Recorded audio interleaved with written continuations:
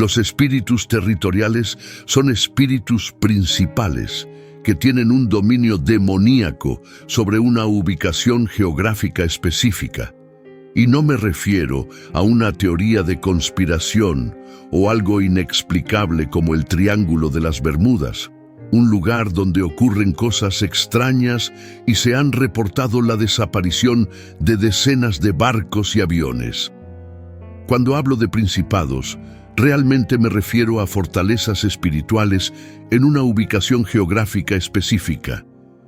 En un artículo de 2015, el periódico The Guardian informó lo siguiente: Haití, se dice, es 70% católico, 30% protestante y 100% vudú. El vudú está en todas partes en la nación caribeña, un sistema espiritual que impregna todo desde la medicina y la agricultura hasta la cosmología y las artes. En otra parte del mundo, Escocia tiene una historia entrelazada con la brujería que se remonta al siglo XVI y XVII. Estos son solo un par de ejemplos, pero para entender verdaderamente los espíritus territoriales o espíritus principales, realmente necesitas comprender Efesios 6:12, que dice que no luchamos contra carne y sangre, sino contra principados, contra potestades, contra los gobernantes de la oscuridad de este siglo, contra huestes espirituales de maldad en los lugares celestiales. Estos son rangos en el reino del diablo. Ahora bien, un principado se define en el diccionario como un estado gobernado por un príncipe o la posición o autoridad de un príncipe o gobernante principal. Un principado es un espíritu principal, es un espíritu territorial que influye en una ubicación específica. Ahora, puedes pensar que esto es solo una teoría, pero los espíritus territoriales se mencionan en la Biblia en Daniel 10, donde se nos presenta a un principado, un ángel príncipe malvado. Daniel había orado durante días y semanas sin respuesta, y finalmente, cuando un ángel se le apareció, el ángel le dijo en Daniel 10:13 que el príncipe del reino de Persia me había resistido 21 días. Mis hermanos, estamos viviendo los últimos días en esta tierra. Quiero resaltarles que todas las profecías ya se están cumpliendo y está llegando el momento del fin. Te pregunto ahora, si hoy fuera el día del arrebato de la iglesia, ¿estás preparado? He decidido liberar para ti mi libro digital, la Biblia de la A a la Z.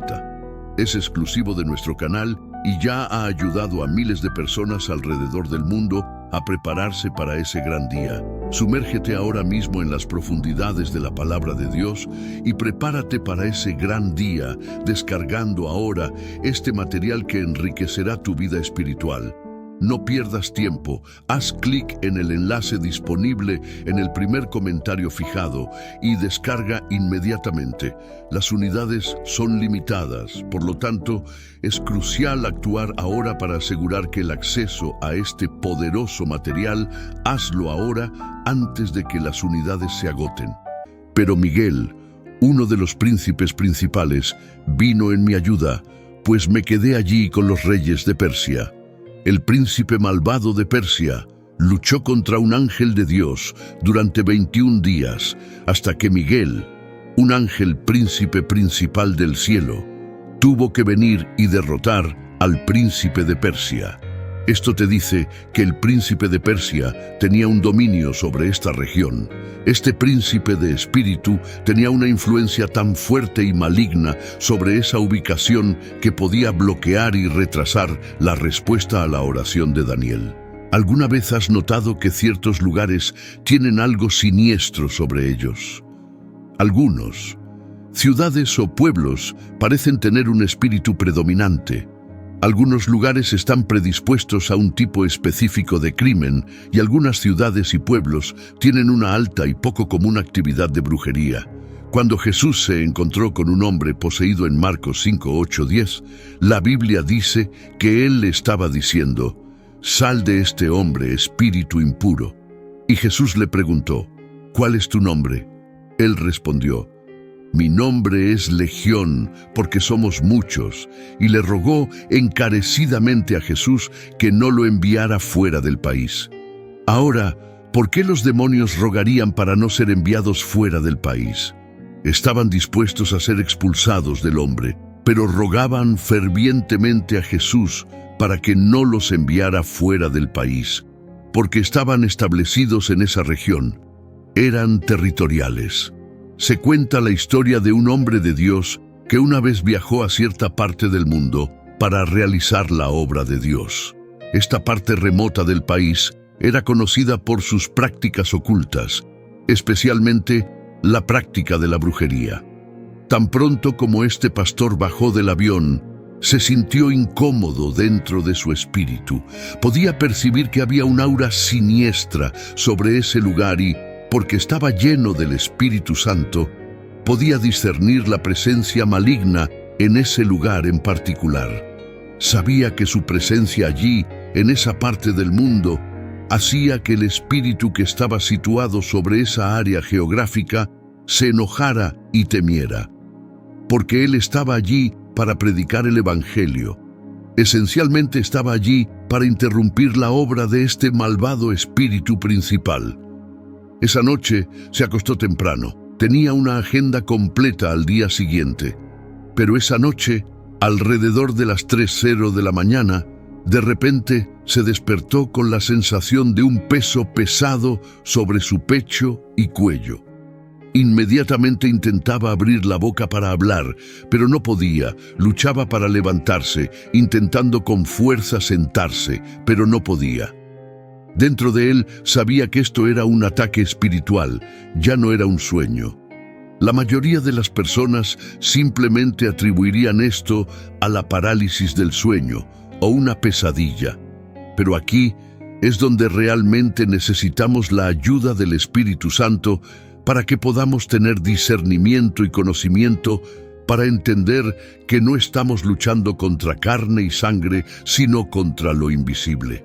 La Biblia lo dice claramente, estamos en contra de los gobernantes de la oscuridad de este mundo, contra la maldad espiritual. ¿No crees que estas fuerzas se levantarán en oposición? No lo digo para asustarte, sino para que tengas conocimiento.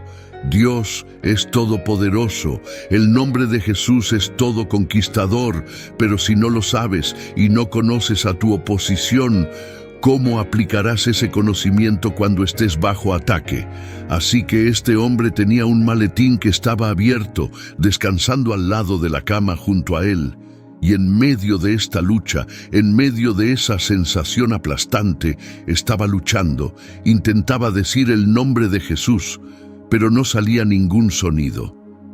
Intentaba deslizar su mano hacia su Biblia, pero apenas podía moverla y sabía con certeza que esto era un ataque demoníaco porque la habitación estaba llena de un espíritu de miedo. Mientras luchaba por moverse, comenzó a hablar en su mente, comenzó a recitar el Salmo 27. Jesús, mi luz y mi salvación, ¿a quién temeré? Jesús, el baluarte de mi vida, ¿de quién he de temer? Y lo repetía una y otra vez hasta que eventualmente comenzó a gritarlo. Jesús, mi luz y mi salvación, ¿a quién temeré? Jesús, el baluarte de mi vida, ¿de quién he de temer? Y mientras continuaba, podía sentir que el espeso espíritu de miedo abandonaba la habitación, y tan rápido como comenzó, se fue. Verás, lo que sea que fuera el espíritu maligno que dominaba esa región, quería asustar a este hombre, pero él conocía la palabra de Dios, incluso en medio de un ataque temeroso. Al día siguiente, este pastor salió a predicar la palabra de Dios y presenció el movimiento del Espíritu del Señor como nunca antes. Los espíritus territoriales son reales, pero el poder de Dios también es real. Jesucristo es real, el Espíritu Santo es real, y quiero que te aferres a lo que dice la Biblia. Mayor es el que está en mí que el que está en el mundo. Hablando de espíritus malignos. Hablar de espíritus malignos es algo extraño para muchos de nosotros hoy en día. Sin embargo, cuando Jesús caminaba por la tierra, expulsaba espíritus malignos, los reprendía, los advertía contra ellos y, lo más importante, enseñaba a las personas sobre ellos. Enseñaba sobre su existencia y sus tácticas. Pero hoy en día, muchos cristianos hablarán abiertamente de ángeles, pero ignorarán la realidad de los demonios. Ahora, no me malinterpretes, no debemos glorificar a los demonios, pero igualmente no debemos temerles. El hecho es que el ministerio de Jesús incluyó enseñanzas sobre demonios y encuentros con individuos poseídos por demonios. Así que deberíamos al menos estar informados contra las maquinaciones del reino de las tinieblas. Ahora Jesús nos dio una enseñanza muy importante sobre los espíritus impuros en Mateo 12, 43-44.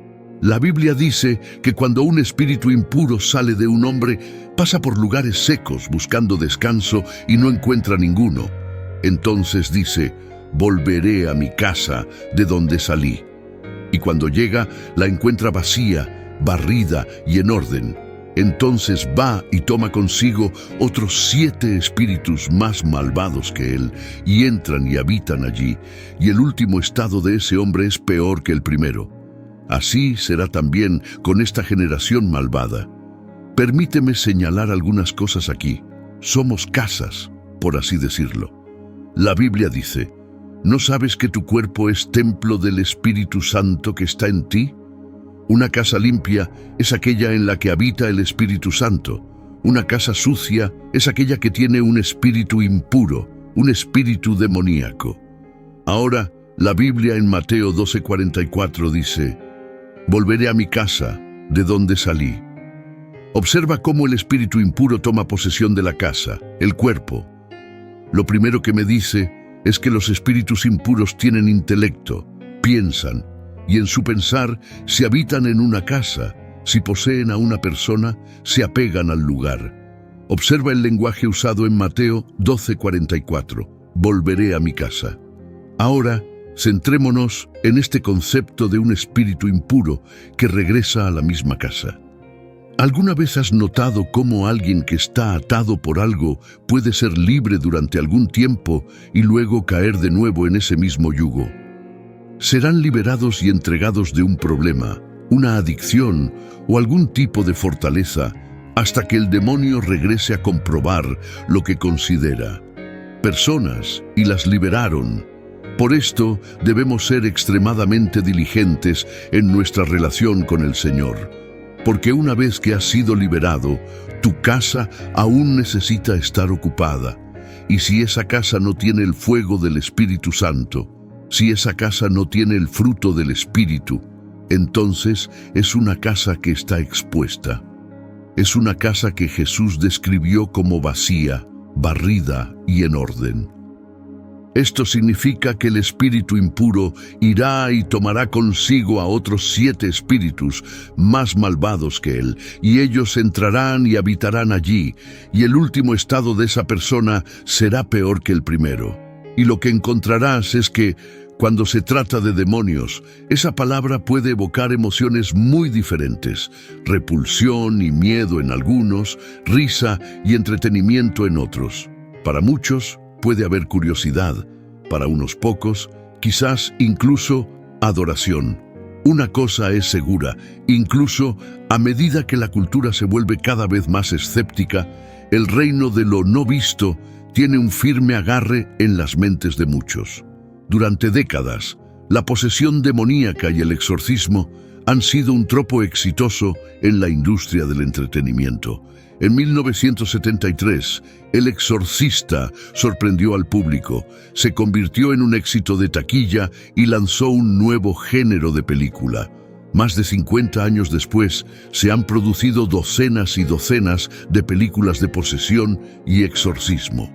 Muchas de estas películas simplemente han utilizado tácticas de impacto y efectos sangrientos. Otras han comercializado con éxito sus películas oscuras como basadas en una historia real. El género de terror puede ser el hogar más natural para obras temáticas de demonios, pero no es el único. Desde películas de parodia hasta tiras cómicas, Satanás, los demonios y el infierno a menudo han sido utilizados como material cómico. Sin duda, hay una variedad de razones, pero el entretenimiento basado en demonios parece estar fuerte. Quizás la gente siente que los demonios son solo otra forma de entretenimiento, un tropo entre muchos en el mundo de la fantasía y el mito. Una extraña fascinación puede retener a otros, lo no visto tiende a tener ese efecto.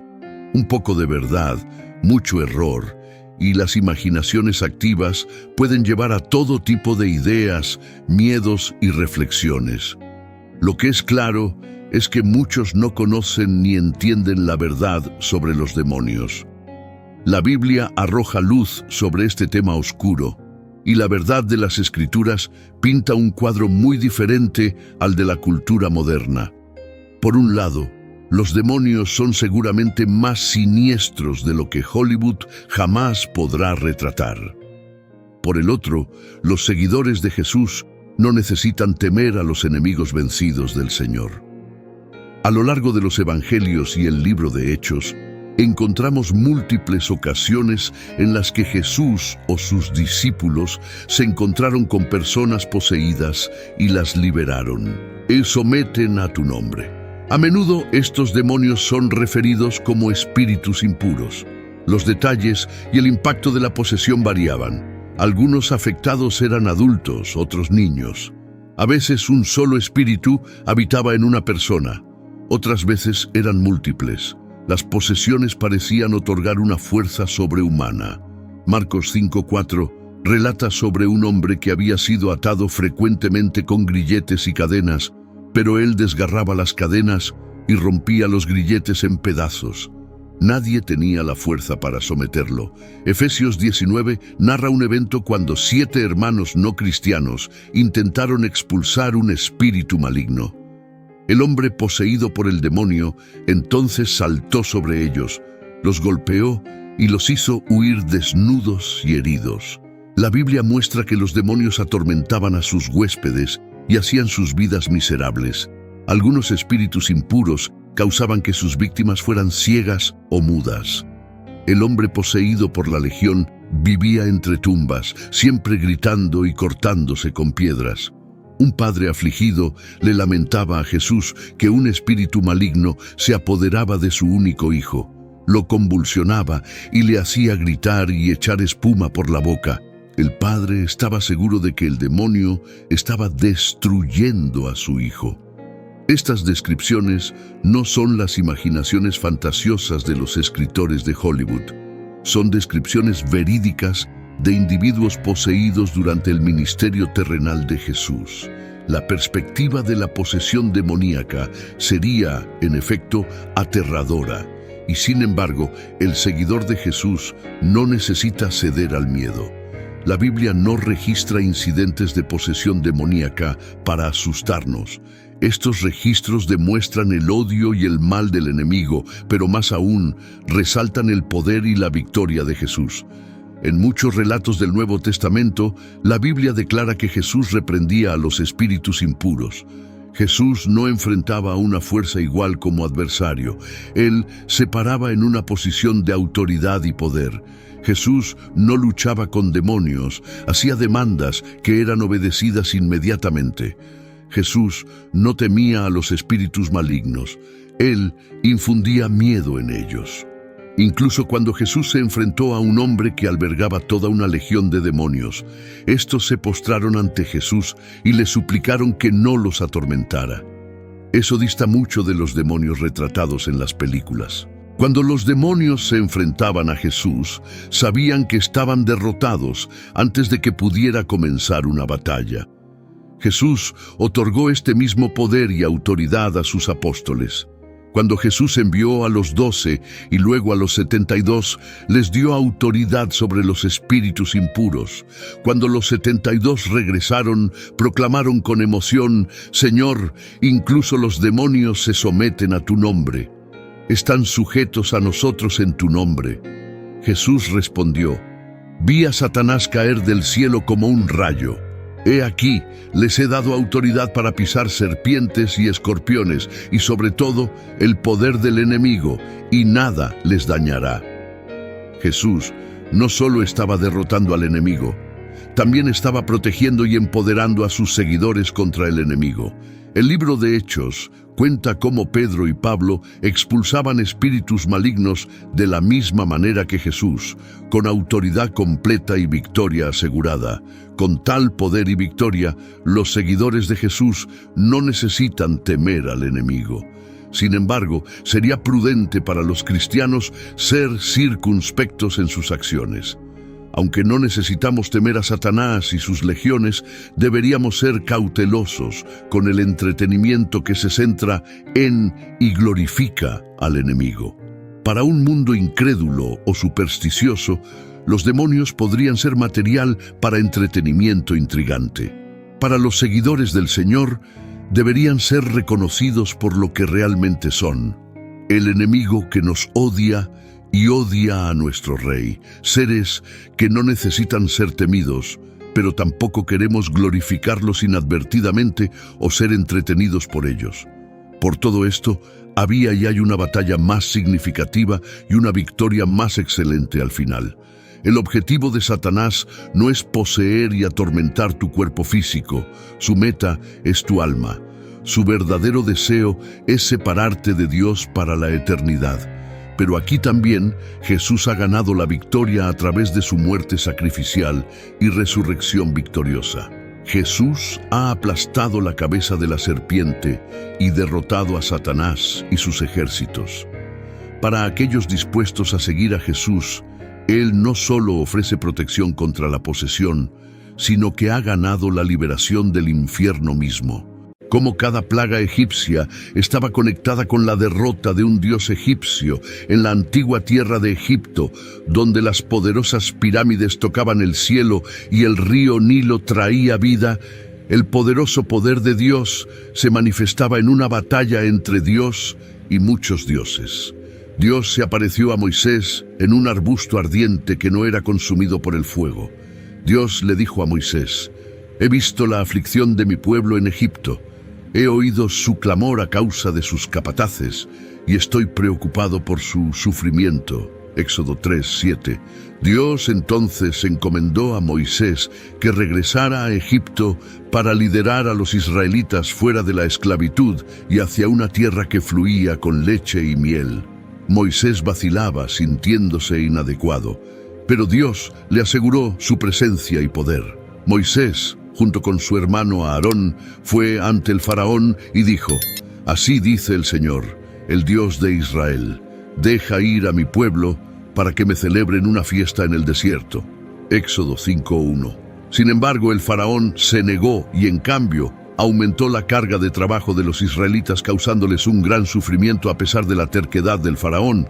Dios prometió liberar a los israelitas. Él dijo: «Así que extenderé mi mano y golpearé a Egipto con todas mis maravillas que haré en medio de él.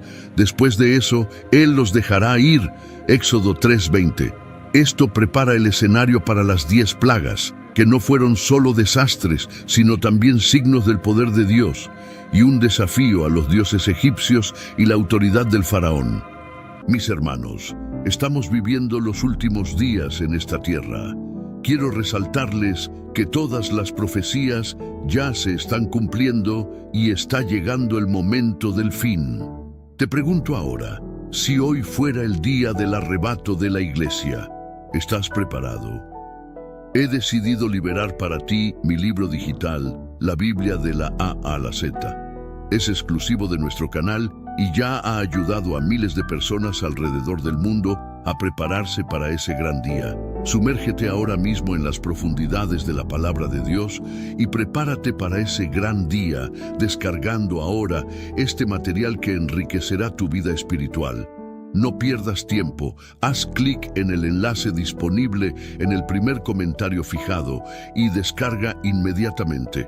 Las unidades son limitadas, por lo tanto, es crucial actuar ahora para asegurar que el acceso a este poderoso material, hazlo ahora antes de que las unidades se agoten. Antes de las plagas, hubo una historia de opresión, un llamado a la liberación y un enfrentamiento entre Moisés y el faraón, respaldado por una promesa sagrada de Dios para liberar a los israelitas. Esta historia lleva directamente a los eventos dramáticos de las 10 plagas en Egipto, conexión con los dioses egipcios, agua convertida en sangre. Dios atacó a Hapi, el dios del Nilo, quien estaba profundamente venerado en la mitología egipcia por su asociación con las inundaciones anuales del río Nilo. Cuando Dios convirtió el agua del Nilo en sangre, atacó directamente la vida misma de Egipto. Ranas. Dios apuntó a Heket, la diosa con cabeza de rana, asociada con la fertilidad.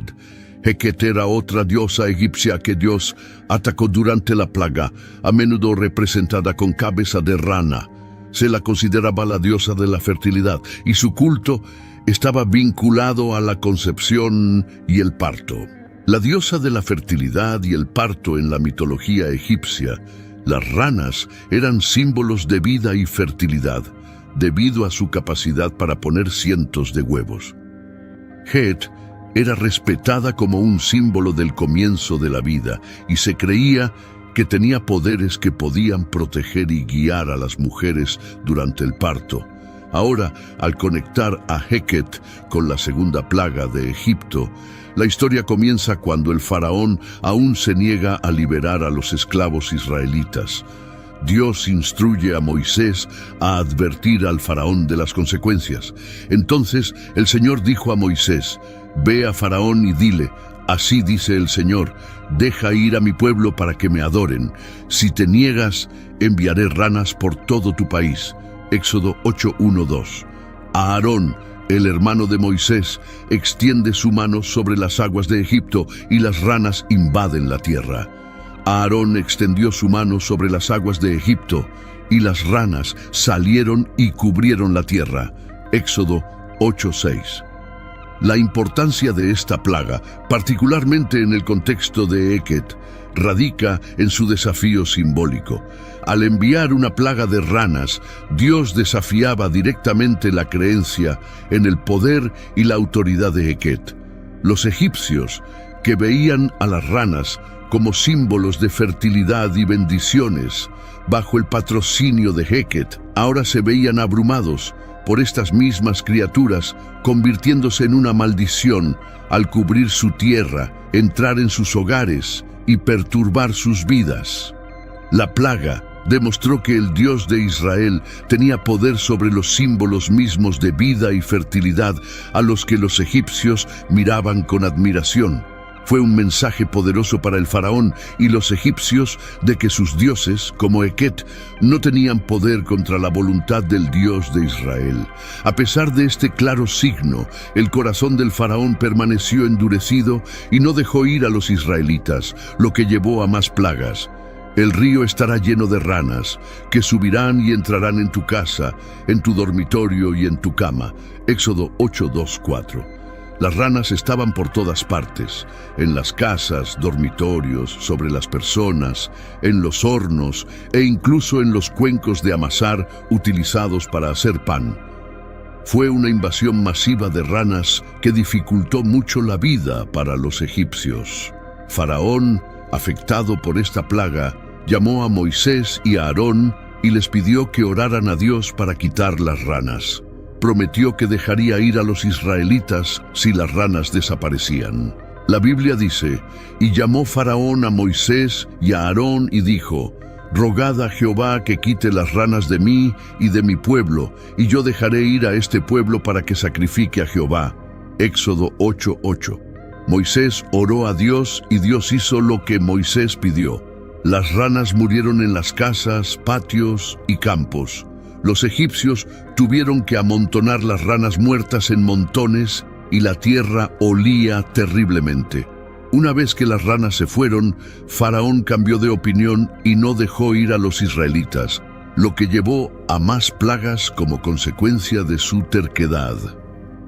Esta historia de la segunda plaga trata sobre cómo Dios utilizó criaturas naturales como las ranas en números extraordinarios para demostrar su poder y convencer al faraón de liberar a los israelitas de la esclavitud.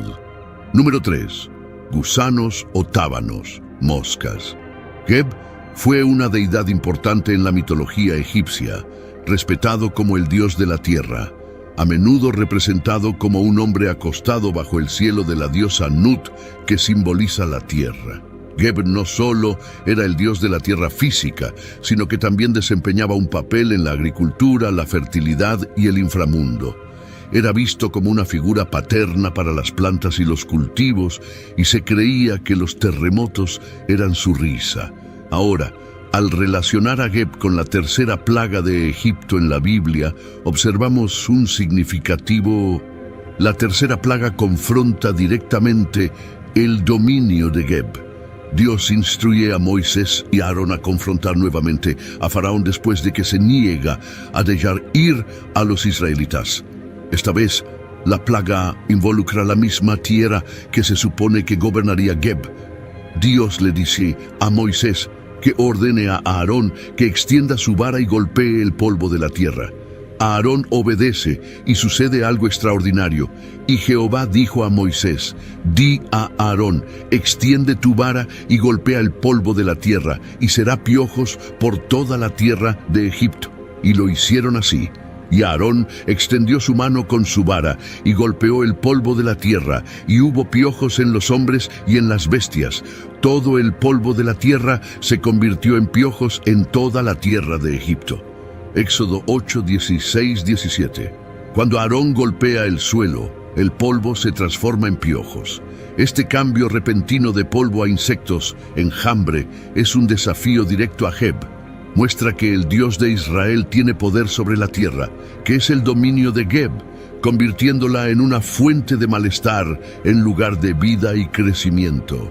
Los magos egipcios, que pudieron imitar las plagas anteriores, intentaron producir piojos por sí mismos, pero fallaron. Al darse cuenta de la magnitud de lo que ha sucedido, le dicen a Faraón: esto es el dedo de Dios. Éxodo 8:19. Sin embargo, el corazón de Faraón permanece endurecido y no hace caso ni a sus palabras, ni al signo de poder del Dios de Israel. Esta tercera plaga es significativa porque no es solo una demostración del poder de Dios sobre el mundo natural, sino también una derrota simbólica de Geb, el dios egipcio de la tierra. La incapacidad de los magos egipcios para replicar esta plaga enfatiza aún más el poder único y supremo del Dios de Israel. La plaga de los piojos es más que una molestia, es una demostración del poder de Dios, mostrando que Él controla incluso los elementos más pequeños de la creación. Los egipcios, que adoraban a muchos dioses, están viendo que sus dioses son impotentes contra el Dios de Israel. Número 4. Moscas. Khepri es un antiguo dios egipcio, a menudo asociado con la creación, el movimiento del sol y el renacimiento. Su nombre está vinculado a la palabra egipcia Ker, que significa desarrollarse o venir a ser. Khepri generalmente se representa como un escarabajo o como un hombre con un escarabajo en la cabeza, simbolizando la creación y el renacimiento en la mitología egipcia. Los escarabajos peloteros enrollan heces en bolas, de las cuales emergen, simbolizando nueva vida y regeneración. Se creía que Khepri rodaba el sol por el cielo cada día, expresando la idea del sol naciente y la renovación cada mañana. Ahora, al relacionar a Khepri con la cuarta plaga de Egipto, que describe la Biblia en el libro de Éxodo, involucra un enjambre de moscas. Esta plaga ocurrió después de que Faraón nuevamente se negara a dejar ir al pueblo israelita. La historia comienza con Dios instruyendo a Moisés a levantarse temprano por la mañana, enfrentarse a Faraón y advertirle sobre la próxima plaga. Entonces Jehová dijo a Moisés: levántate de mañana y ponte delante de Faraón. He aquí, él sale al agua, y dile: Jehová dice así: deja ir a mi pueblo para que me sirva. Si no dejares ir a mi pueblo, he aquí, yo enviaré sobre ti, sobre tus siervos, sobre tu pueblo y sobre tus casas toda clase de moscas. Y las casas de los egipcios se llenarán de multitud de moscas, y también la tierra donde estén. Éxodo 8, 20-21. A diferencia de las plagas anteriores, donde los israelitas en la tierra de Gosén también sufrieron, esta vez Dios hace una distinción. La tierra de Gosén, donde viven los israelitas, mañana este signo se manifestará como una plaga de moscas, un desafío directo al dios egipcio Kepri. Enviando una plaga de moscas, Dios muestra su poder sobre Kepri, el dios de la creación y el renacimiento simbolizado por el escarabajo. El enjambre de moscas, una plaga y una molestia, contrasta fuertemente con el venerado escarabajo, socavando el poder y la autoridad de Kepri ante los ojos de los egipcios.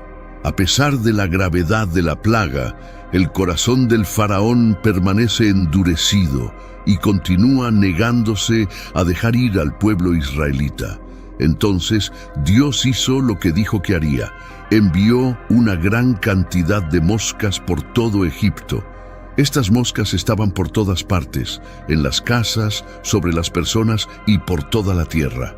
Fue terrible para los egipcios, pero curiosamente, en la región donde vivían los israelitas en Gosén no había moscas en absoluto, lo que mostraba que Dios estaba protegiendo a su pueblo.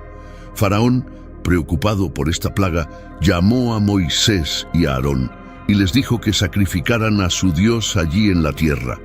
Éxodo 8:25.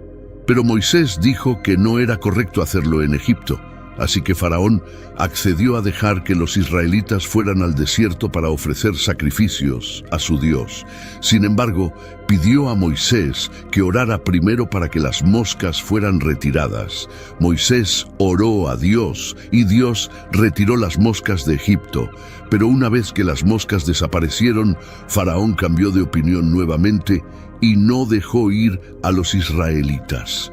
Esta historia de la Biblia muestra cómo Dios intentaba ayudar a los israelitas y demostrar su poder a los egipcios, mientras que Faraón seguía resistiendo. Quinta plaga, muerte del ganado. Dios apuntó a Hathor, la diosa del amor y la protección, a menudo representada como una vaca. Hathor es una deidad importante en la mitología egipcia, conocida como la diosa del amor, la belleza, la música y la protección. Era una mujer con cabeza de vaca o una mujer con un tocado de cuernos de vaca y un disco solar.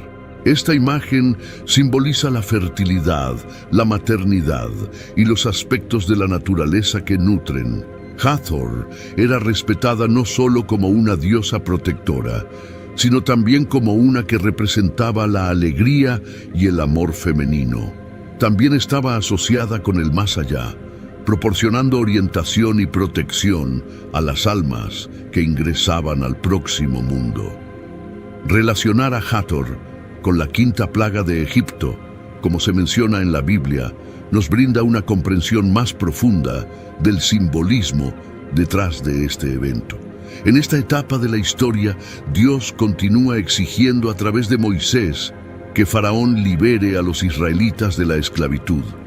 Cuando Faraón se niega, Dios advierte de una consecuencia grave, una plaga que afectará específicamente al ganado de Egipto. Dios causa una enfermedad grave que afecta a todo el ganado de los egipcios, incluidos caballos, burros, camellos, vacas, ovejas y cabras. Todos mueren a causa de la enfermedad. He aquí la mano del Señor será sobre tu ganado que está en el campo, sobre los caballos, sobre los asnos, sobre los camellos, sobre los bueyes y sobre las ovejas, una plaga muy grave. Y el Señor distinguirá entre el ganado de Israel y el ganado de Egipto, y nada morirá de todo lo que es de los hijos de Israel. Éxodo 9:3-6. La muerte del ganado fue un golpe significativo para la economía y la vida diaria de Egipto, ya que estos animales eran esenciales para el trabajo, el transporte y los procesos agrícolas. Apuntar simbólicamente al ganado fue un desafío directo a Hathor, la diosa vaca, mostrando la supremacía del Dios de Israel sobre las deidades egipcias. A pesar del efecto adverso de la plaga y su impacto en Egipto, el corazón de Faraón permanece endurecido y aún se niega a dejar ir al pueblo israelita, preparando el escenario para más plagas por venir. En este contexto, la quinta plaga no es solo una calamidad física, sino también un acto simbólico que demuestra la impotencia de los dioses egipcios como Hathor frente al poder del Dios de Israel. Es una parte clave de la narrativa más amplia del Éxodo, donde cada plaga sirve a un propósito específico desafiando la ideología egipcia y la exhibición de la soberanía del Dios de los israelitas. Luego, Faraón envió a buscar, y de hecho, ni siquiera uno de los animales del pueblo de Israel murió, pero el corazón de Faraón se endureció y no dejó ir al pueblo. Éxodo 9:7. Esta historia muestra cómo Dios estaba demostrando su poder y dejando claro que protegía a los israelitas a pesar de la pérdida devastadora de sus animales. La terquedad de Faraón continuó, lo que llevó a más plagas. Sexta plaga, úlceras. Isis, en la mitología egipcia, es conocida como una diosa sanadora, protectora y portadora de paz. Era una de las deidades más importantes y populares en la historia del antiguo Egipto, reverenciada no solo como una diosa de la medicina y la paz, sino también como un símbolo de magia, maternidad y fertilidad. A menudo se la representaba como una figura maternal compasiva a la que la gente recurría en tiempos de problemas, especialmente relacionados con la salud. En cuanto a la sexta plaga de Egipto, se relata en el libro del Éxodo, capítulo 9, 8-10. Sucede después de que Faraón continúa negándose a dejar que los israelitas abandonen Egipto. Dios instruyó a Moisés y a Aarón a tomar ceniza de un horno, y Moisés debía arrojarla al aire mientras Faraón observaba. La ceniza se convierte en polvo fino sobre la tierra de Egipto y provoca la aparición de úlceras intensas en personas y animales en todo el país. Éxodo 9:10. Esta plaga es significativa por varias razones. En primer lugar, desafía directamente a los dioses egipcios de la salud y la curación, incluida Isis, venerada como diosa de la medicina. La incapacidad de los dioses egipcios para proteger al pueblo de esta plaga demostró aún más el poder del Dios de Israel. En segundo lugar, es notable que incluso los magos egipcios, que habían intentado replicar plagas anteriores, fueron afectados por las úlceras y no pudieron mantenerse frente a Moisés debido a ellas, como se menciona en Éxodo 9:11. A pesar de esta terrible plaga, el corazón de Faraón permaneció endurecido y aún se negó a liberar a los israelitas. Esto formaba parte del plan de Dios para mostrar su poder y dar a conocer su nombre en Egipto. La sexta plaga, al igual que las demás, sirve para ilustrar el poder de Dios y la futilidad de oponerse a su voluntad, así como el desafío específico a los dioses egipcios, incluida Isis en su papel como sanadora. Séptima plaga, granizo. Nut es una figura clave en la mitología egipcia, conocida como la diosa del cielo. A menudo se la representa como una mujer arqueándose sobre la tierra, simbolizando el cielo. Nut es considerada la madre del sol, la luna y las estrellas, encarnando literalmente los cielos. Se creía que su cuerpo creaba una barrera protectora sobre la tierra y cada mañana daba a luz al sol, que luego viajaba a lo largo de su cuerpo durante el día antes de ser tragado al atardecer y renacer al día siguiente. Esta imagen refleja la comprensión egipcia del ciclo día y noche. Nut también era vista como una figura materna para varios otros dioses en la mitología egipcia, incluidos Osiris, Isis y Neftis. Su papel como madre, tanto de los cuerpos celestiales como de deidades importantes, enfatiza su importancia en el panteón egipcio. Introduciendo la séptima plaga de Egipto en el contexto de Nut, se describe en el libro del Éxodo, capítulo 9, 18:26.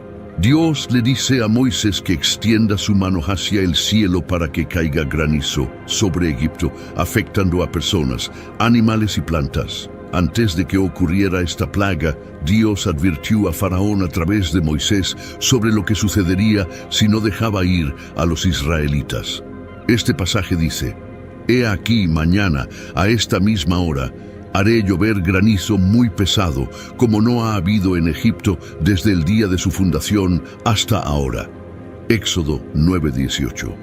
Cuando Moisés extendió su vara, el Señor envió truenos, granizo y fuego a la tierra. Las piedras de granizo destrozaron Egipto, destruyendo cultivos, ganado e incluso a personas. La peculiaridad de esta plaga es que el granizo se mezcló con fuego, lo que habría sido especialmente aterrador y considerado como un signo de la ira divina. Y hubo granizo y fuego mezclado con el granizo muy grave, cual no hubo en todo el país de Egipto desde que fue habitado por nación. Éxodo 9:24. Esta plaga es significativa porque enfrenta directamente a Nut, la diosa del cielo. Al controlar el clima hasta un grado catastrófico, Dios demuestra su poder sobre el dominio de Nut, mostrando que es más poderoso que las deidades egipcias. Solo la tierra de Goshen, donde vivían los israelitas, estaba a salvo de esta tormenta de granizo. La tormenta de granizo, un fenómeno meteorológico inusual y severo para Egipto, sirve como un poderoso símbolo de este desafío divino. Después de ver la devastación, Faraón llamó a Moisés y a Aarón, admitiendo que había pecado y que el Señor tenía razón. Les pidió que rezaran a Dios para detener el granizo y que dejaría ir a los israelitas. Moisés estuvo de acuerdo, pero una vez que la tormenta cesó, Faraón cambió de opinión y mantuvo a los israelitas en esclavitud. La séptima plaga, como las demás, está destinada a mostrarle a Faraón y a los egipcios que el Dios de los israelitas es supremo. A pesar de la devastación de la plaga, el corazón de Faraón permanece endurecido, lo que lleva a más plagas y sufrimientos. Esta narrativa subraya el tema del poder divino y el juicio que atraviesa la historia del Éxodo. Número 8. Langostas. Set, también conocido como Set, es una figura significativa en la mitología egipcia. Era el dios de las tormentas, el desorden, la violencia y los extranjeros. Set a menudo se representaba como una criatura con una cabeza misteriosa, a veces interpretada como un avar o un burro, o como una composición de varios animales. Su carácter es complejo, ya que estaba asociado con el caos, y a menudo se lo veía como un antagonista, especialmente en sus conflictos con el dios Horus. Set también desempeñaba un papel protector, era considerado el señor del desierto y se invocaba por su fuerza en las batallas y para defender al dios Sol Ra del serpiente Apophis durante su viaje nocturno. En el contexto de las plagas bíblicas en Egipto, la asociación de Set con las tormentas es particularmente relevante cuando presentamos la octava plaga. La octava plaga, como se narra en la Biblia en el libro del Éxodo, involucró a una gran plaga de langostas. Dios le dijo a Moisés que fuera a Faraón y le advirtiera sobre la próxima plaga. Moisés le dijo a Faraón: «¿Hasta cuándo te negarás a humillarte delante de mí? Deja ir a mi pueblo para que me adoren». Éxodo 10:3. Moisés advirtió que si Faraón no dejaba ir a los israelitas, Dios enviaría una plaga de langostas que cubriría la tierra. Estas langostas se comerían todo lo que quedara después de las plagas anteriores, incluidos cultivos y árboles. Los funcionarios de Faraón, viendo el daño de las plagas anteriores, aconsejaron a Faraón que dejara ir a los israelitas, pero Faraón solo accedió a dejar ir a los hombres. Moisés y Aarón rechazaron esta oferta porque Dios había instruido que todos, incluidos niños, mujeres y animales, debían irse. Dios le dijo a Moisés que fuera a Faraón y realizara milagros, ya que Dios había endurecido el corazón de Faraón para demostrar su poder y para que los israelitas contaran a sus hijos y nietos sobre los milagros de Dios en Egipto. Como Faraón no aceptó los términos de Dios, Dios le dijo a Moisés que extendiera su mano sobre Egipto. Cuando Moisés lo hizo, Dios envió un viento que trajo langostas. Estas langostas cubrieron la tierra y devoraron todo lo que las plagas anteriores. Como el granizo había dejado esta plaga, fue devastadora porque destruyó el suministro de alimentos y Moisés extendió su vara sobre la tierra de Egipto. Y el Señor trajo un viento del este sobre la tierra todo ese día y toda esa noche. Y cuando amaneció, el viento del este trajo las langostas. Y las langostas subieron sobre toda la tierra de Egipto, cubrieron la faz de toda la tierra, de manera que la tierra se oscureció, y devoraron toda la hierba de la tierra y todo el fruto de los árboles, que había dejado el granizo, y no quedó ningún verdor en los árboles ni en las hierbas del campo en toda la tierra de Egipto. Éxodo 10, 3:15. Después de esta devastadora plaga, Faraón llama a Moisés y Aarón con prisa, admitiendo su pecado contra Dios y pidiendo perdón. Solicita que rueguen a Dios para quitar las langostas. Moisés oró a Dios y Dios cambió la dirección del viento, llevando las langostas al Mar Rojo. No quedó ni una sola langosta en Egipto, pero incluso después de esto, Dios volvió a endurecer el corazón de Faraón y no dejó ir a los israelitas. La plaga de las langostas no solo fue una demostración del poder de Dios sobre la naturaleza, sino también un desafío directo al dios egipcio Set, que estaba asociado con las tormentas. Mostró que incluso el poderoso Dios de las tormentas y el desorden era impotente ante el Dios de Israel. Las langostas impulsadas por el viento, que podrían verse como un elemento del dominio de Set, devoraban todo, dejando la tierra estéril y debilitando aún más a Egipto. Número 9. Oscuridad. Ra, también conocido como Re, fue una de las deidades más importantes en la religión del antiguo Egipto. Era el dios del sol, la fuente de vida y el creador de todo. En la mitología egipcia se creía que Ra viajaba por el cielo en un barco solar durante el día y recorría el inframundo por la noche. A menudo se le representaba como un hombre con cabeza de halcón coronado con un disco solar y una cobra sagrada. La importancia de Ra en la cultura egipcia no puede ser exagerada. Era visto como el rey de los dioses y el traidor de luz, calor y crecimiento. En la narrativa bíblica del Éxodo, la 9ª plaga que Dios envía sobre Egipto es la oscuridad. Esta plaga es particularmente significativa, ya que desafía directamente a Ra, el dios del sol, quien es respetado como el más poderoso de todos los dioses egipcios. Éxodo 10, 21, 23. Dios instruye a Moisés a extender su mano hacia el cielo, trayendo la oscuridad sobre la tierra de Egipto.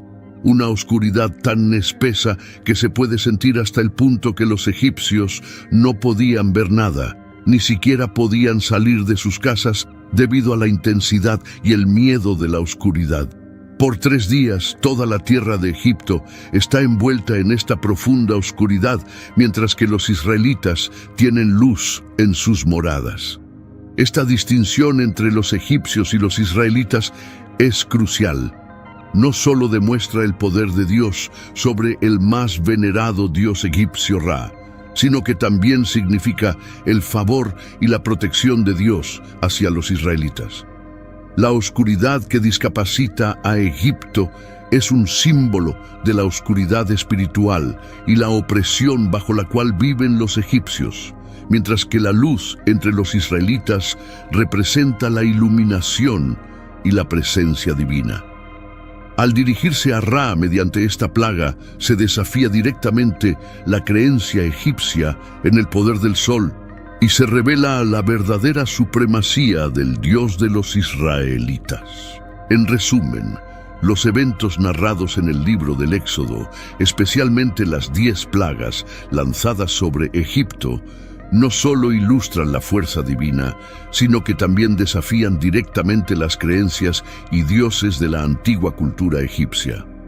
Cada plaga fue una demostración del poder absoluto de Dios sobre la naturaleza y sobre los dioses que los egipcios adoraban. Desde la transformación de las aguas en sangre hasta la oscuridad que envolvió a Egipto, las plagas fueron una serie de señales que mostraron la supremacía del Dios de Israel sobre todos los demás dioses. Cada evento tuvo un propósito claro: liberar a los israelitas de la esclavitud y establecer la soberanía divina. Por lo tanto, al reflexionar sobre estos relatos, estamos invitados a reconocer la grandeza y la majestuosidad del Dios Todopoderoso, que opera en medio de los acontecimientos de la historia humana para cumplir sus propósitos. Las plagas de Egipto son un recordatorio poderoso de que incluso frente a la adversidad, la justicia y la voluntad de Dios prevalecerán. Agradezco por acompañar este video y por dedicarse a reflexionar sobre estos eventos históricos y espirituales tan significativos. Que podamos seguir buscando la sabiduría divina y la comprensión de los misterios que impregnan nuestra jornada. Muchas gracias y hasta la próxima.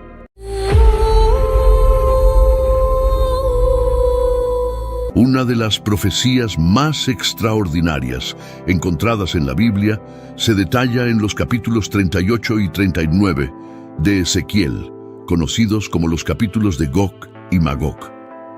Estos pasajes delinean una previsión intrigante y compleja que describe una invasión proveniente del norte de Israel, avanzando como una tormenta y cubriendo el territorio como una nube densa y oscura.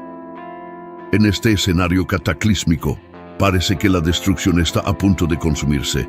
Sin embargo, contra todas las expectativas, Dios interviene en el último momento. Una parte crucial de esta profecía es el momento en que se predice que la invasión de Gog ocurrirá en los últimos años o días. Por lo tanto, muchos teólogos sugieren que esta profecía podría concretarse al principio del conflicto en el Medio Oriente, estableciendo un tratado de paz con Israel que duraría 7 años. Con este acuerdo en vigor, los judíos podrían reconstruir su templo y vivir en paz en su tierra. Sin embargo, la invasión descrita por Ezequiel ocurriría poco después. La visión del profeta Ezequiel sobre los huesos secos en el valle es una representación poética del renacimiento de Israel como nación. Aunque estén exiliados en tierras extranjeras como Babilonia, Dios asegura al pueblo de Israel que su espíritu nacional será reavivado. La profecía se adentra en la figura de Gog, el líder de la tierra de Magog. Aunque hay muchas teorías, no hay un consenso unánime sobre la ubicación o identidad exacta de esta región o su pueblo. Lo que se sabe es que este líder, Gog, no estará solo en su campaña contra Israel, será ayudado por una coalición de naciones. A pesar de su aparente poder, esta alianza no actuará por sí sola. Dios revela que permitirá esta invasión no porque las naciones tengan control, sino para cumplir sus propósitos divinos. Al intervenir, Dios muestra al mundo entero su poder y justicia, resaltando su supremacía. El capítulo 39 de Ezequiel continúa describiendo la derrota devastadora de esta coalición. El enfoque está en Gog y su tierra natal, Magog. La palabra de Dios es clara: la destrucción será total. La descripción de Ezequiel es vívida y gráfica, transmitiendo la extensión de la ira divina contra aquellos que se oponen a él y a su pueblo elegido. Este momento de intervención divina no es solo una retribución, sino también un acto de protección y amor por Israel. Finalmente, el texto de Ezequiel deja un mensaje incontrovertible. Aquellos que se oponen a la voluntad de Dios enfrentarán consecuencias severas, mientras que aquellos que permanecen fieles son protegidos y amados por el Todopoderoso. En medio de la oscuridad de Gog, un rayo de esperanza y justicia brilla intensamente. Los habitantes de las regiones costeras percibirán sin lugar a dudas la soberanía y el poder del Señor. Dios, en su infinita sabiduría, no solo anuncia su oposición a Gog, sino que también muestra la destrucción total que caerá sobre este invasor audaz y su coalición. Sorprendentemente, los cuerpos del ejército invasor de Gog perecerán, sus armas se volverán ineficaces contra la fuerza del Señor. La destrucción no se limitará a la tierra de Israel. El fuego consumidor de Dios alcanzará incluso la región central de Magog, el corazón de Gog. El mensaje es claro. En Ezequiel 39, 7-15, el nombre sagrado de Dios será santificado entre su pueblo, y aquellos que osaron profanarlo enfrentarán graves consecuencias. En ausencia de los israelitas, se aprovecharán de las armas del ejército, derrotado como leña. Imagina el arsenal que una vez amenazó su existencia, ahora servirá para calentarlos durante 7 años. Ezequiel continúa con detalles impresionantes. El valle donde Gog y su ejército serán enterrados bloqueará la entrada, sirviendo como un recordatorio perenne de su derrota. Este lugar será renombrado como el Valle de Amón-Gog. Durante meses, Israel trabajará incansablemente para purificar la tierra, enterrando a los caídos. Este acto no solo tendrá un significado práctico, sino también espiritual, simbolizando la purificación de la tierra después de un periodo de gran tumulto. Se designarán expertos para asegurarse de que no quede ningún rastro de la invasión. Si se encuentra un hueso humano, marcarán el lugar para que los enterradores lo coloquen en el valle de Ramgog, asegurando que la tierra esté completamente limpia. Ezequiel hace una correlación con Apocalipsis 19, 17, 18. Es fundamental entender que son eventos distintos. La batalla de Gog y Magog ocurre antes del milenio, mientras que la batalla del Armagedón, descrita en Apocalipsis, ocurre después. A pesar de las similitudes, son escenas separadas, pero ambas transmiten el mensaje de Dios sobre la justicia y la retribución. Siguiendo esta secuencia profética, nos encontramos con una visión asombrosa, un nuevo cielo y una nueva tierra, como se describe en Apocalipsis 21. El antiguo mundo, marcado por el pecado y el dolor, desaparecerá para dar paso a una nueva creación. El libro del Apocalipsis, con su lenguaje rico y simbólico, es vital para entender el plan divino. Nos recuerda que la segunda venida de Cristo traerá revelaciones y transformaciones profundas, y este es el núcleo del Apocalipsis, la revelación de Jesucristo y las maravillas que Él trae consigo. A medida que se desarrolla el Apocalipsis, la historia humana, tal como la conocemos, llega a su fin. Juan el apóstol pasa a describir lo que podría llamarse un estado eterno, un reino donde aquellos que creen en Cristo disfrutarán de una existencia inmutable y gloriosa. Por otro lado, aquellos que rechazaron a Dios ya han tenido su destino eterno delineado en los capítulos anteriores. El apóstol ve la ciudad sagrada, la Nueva Jerusalén, descender del cielo resplandeciente y gloriosa. Esta visión está cargada de simbolismo, indicando la unión definitiva de Dios con la humanidad. La presencia directa de Dios entre su pueblo es uno de los aspectos más reconfortantes de esta revelación. La promesa es un Dios que enjugará todas las lágrimas, un lugar donde la muerte, la tristeza y el dolor serán cosas del pasado. Actualmente Cristo reside en el cielo con las almas de los creyentes que han partido de este mundo. Prometió que prepararía un lugar para sus seguidores y volvería para llevarlos consigo, para que pudieran estar con Él para siempre.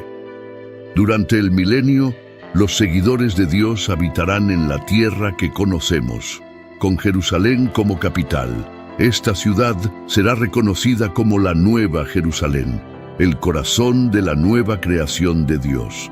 Aquí, Dios vivirá entre su pueblo y todas las antiguas penas y tristezas serán olvidadas. Dios, el Ser Supremo y Eterno, proclama su obra restauradora, enfatizando la renovación de todas las cosas. Sus palabras no solo son verdaderas, sino también confiables e incorruptibles. La promesa de que Dios renovará todas las cosas puede parecer increíble, pero asegura que su palabra es fiel y verdadera. Su nueva creación será una fuente inagotable de satisfacción, superando cualquier placer o alegría que conozcamos en este mundo. La sed, un deseo ardiente, será saciada de forma incomparable en la presencia de Dios.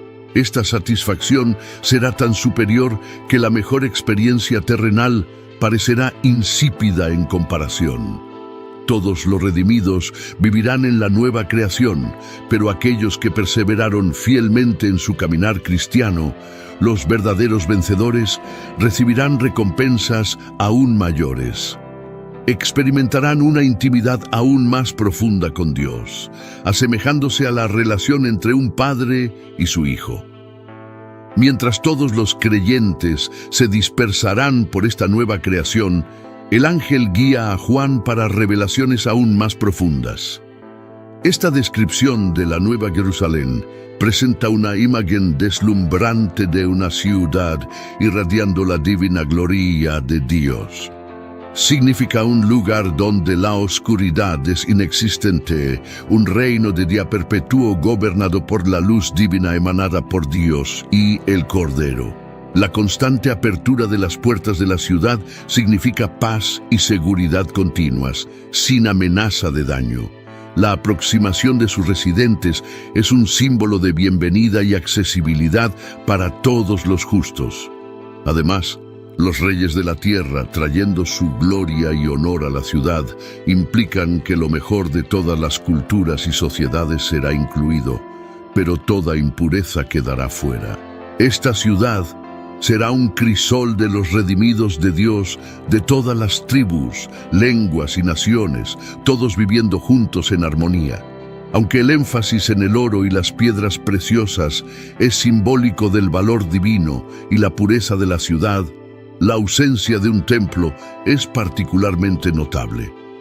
Este detalle refuerza la idea de que la presencia de Dios será tan palpable, directa y no mediada en la Nueva Jerusalén, que no habrá necesidad de un lugar específico de adoración.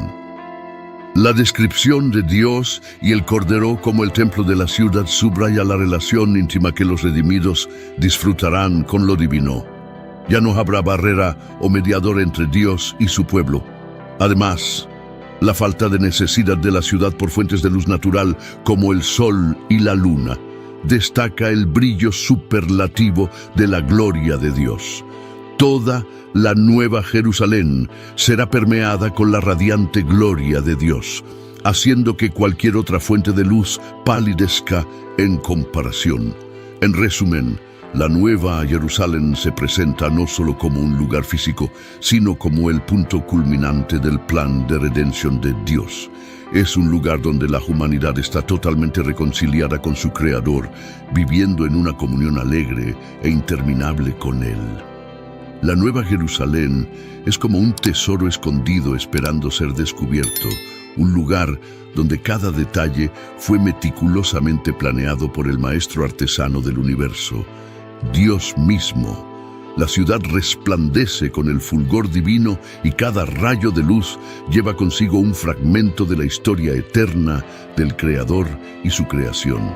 El sol, una estrella ardiente que sostiene toda la vida en la tierra, queda eclipsado por la magnificencia de Dios en la Nueva Jerusalén. Imagina un lugar donde la principal fuente de luz no es un cuerpo celeste, sino el propio Dios.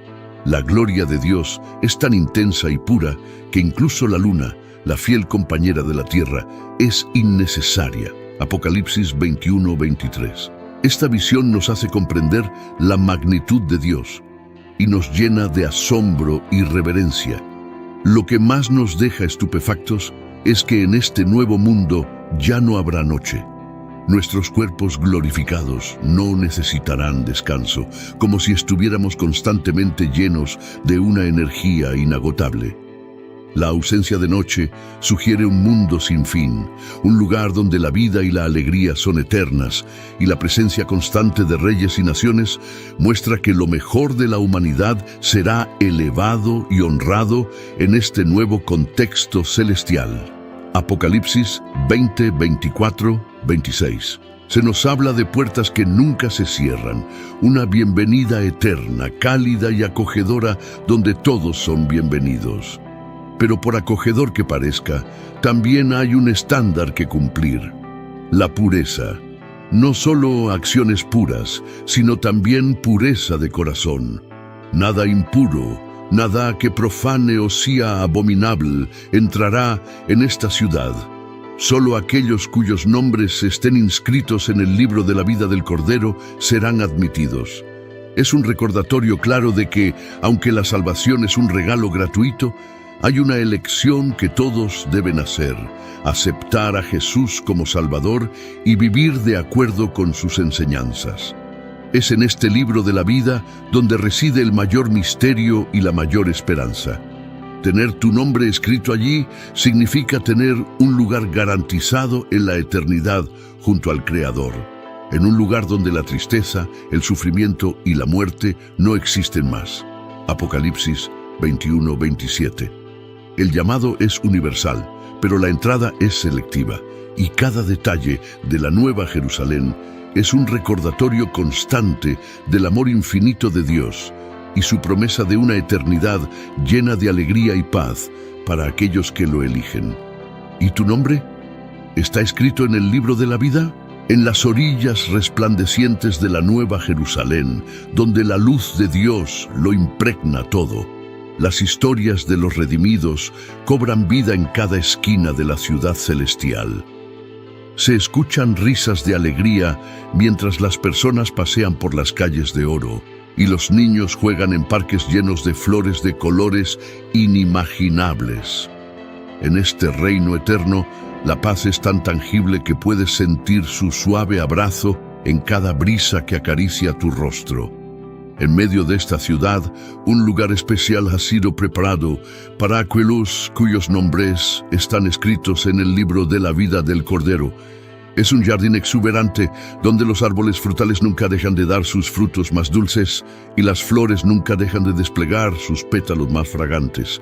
En este jardín, la gente se reúne para compartir historias de sus vidas pasadas en la tierra, recordando cómo fueron rescatados por el amor incondicional de Dios.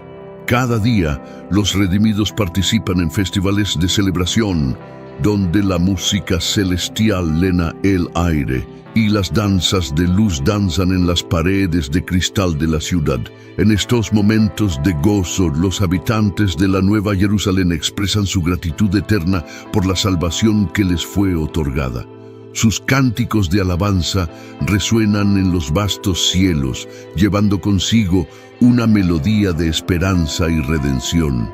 En esta eternidad de dicha, las lágrimas son un recuerdo lejano, y el pasado está envuelto en el amor sanador de Dios. Los ancianos comparten sus sabidurías con los jóvenes, enseñándoles sobre la historia del universo y el amor infinito de Dios. No hay envidia, ni odio, ni temor. Solo existe una comunión perfecta entre Dios y su creación, donde cada alma encuentra su propósito y paz en la presencia del Todopoderoso.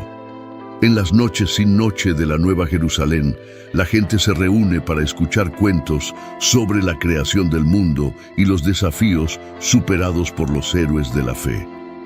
En estos momentos, las estrellas en el cielo parecen brillar más intensamente, como si estuvieran escuchando las historias con tanto entusiasmo como los oyentes. Pero incluso en esta existencia perfecta, el espíritu de aventura y curiosidad sigue vivo. Los redimidos tienen la libertad de explorar las maravillas de la creación de Dios, desde los rincones más lejanos del cosmos hasta las profundidades insondables de los océanos. Cada descubrimiento es recibido con asombro y asombro. recordando a todos que la grandeza de Dios es insondable e infinita. A medida que los siglos pasan en la Nueva Jerusalén, las almas redimidas continúan creciendo en amor y conocimiento. Cada día es una aventura, cada momento es una oportunidad para conocer más profundamente a Dios y experimentar su amor en nuevas formas. Y así, en esta eternidad de felicidad, las palabras del profeta Isaías cobran vida, porque he aquí que yo crearé nuevos cielos y una nueva tierra, y de lo primero no habrá memoria, ni más vendrá al pensamiento. Isaías 65:17. En la Nueva Jerusalén, el amor de Dios es la luz que guía cada paso, y la esperanza en su gracia infinita es el cimiento sobre el cual se construye esta eternidad de dicha. Y así, la historia de la redención encuentra su conclusión en esta ciudad resplandeciente, donde cada alma encuentra su hogar en los brazos amorosos del Creador, y donde la eternidad se despliega en una sinfonía eterna de amor y gratitud. No cálido resplandor de la Nueva Jerusalén, la conclusión de esta historia es una sinfonía eterna de amor, esperanza y redención. En este reino celestial, cada alma encuentra su propósito y paz en la presencia de un Dios amoroso y compasivo. Las lágrimas del pasado son olvidadas y en su lugar florece una eternidad de alegría. La comunión entre Dios y su creación es perfecta y en cada rincón de esta ciudad resplandeciente se cuentan historias de amor, fe y gracia. En esta eternidad de dicha, los redimidos exploran los misterios del cosmos, descubren la belleza de la creación y crecen en amor y conocimiento. Cada día es una nueva aventura, una oportunidad para experimentar la magnificencia de Dios de formas infinitamente creativas. La Nueva Jerusalén se convierte en el hogar eterno de todas las almas redimidas, un lugar donde la tristeza, el sufrimiento y el temor son solo un recuerdo distante. En cada risa, en cada canción, en cada abrazo, se celebra la gracia insondable de Dios. Así, la historia de redención encuentra su conclusión en esta ciudad celestial, donde cada palabra hablada, cada lágrima derramada y cada oración ofrecida se convierten en parte de la obra maestra divina. En este lugar, el amor de Dios es la fuerza que impulsa cada momento, y la esperanza en su gracia infinita es el ancla que sostiene las almas en paz eterna. En el resplandor eterno de la Nueva Jerusalén, la historia de redención se transforma en una melodía eterna, una canción de amor que nunca termina. Y en cada nota, en cada acorde, en cada suspiro de asombro, se revela la grandeza incomprensible del amor de Dios. Así, la eternidad se despliega como un viaje interminable de alegría, amor y gratitud hacia el Creador, donde cada alma encuentra su hogar final y donde la esperanza florece en una floresta eterna de bendiciones divinas.